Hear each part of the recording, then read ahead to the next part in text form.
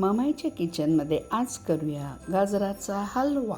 गाजराच्या हलव्याचं साहित्य: 1 किलो गाजर धुवून किसून ठेवलं, 1 लिटर दूध, काजू बदाम बारीक करून ठेवले, 2 चमचे वेलदोड्याची पूड, 1 वाटी किसलेलं बीटरूट आणि 1.5 वाटी साजूक तूप.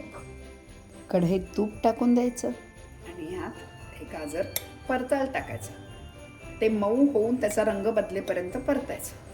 किसलेलं बीटरूट पण टाकून द्यायचं. परत तूप सुटेपर्यंत छान परतला गेला. त्याच्यामध्ये ते दूध टाकून द्यायचं. 10 मिनटं दूध आटवत राहायचं. हे दूध आटत आलेलं आहे.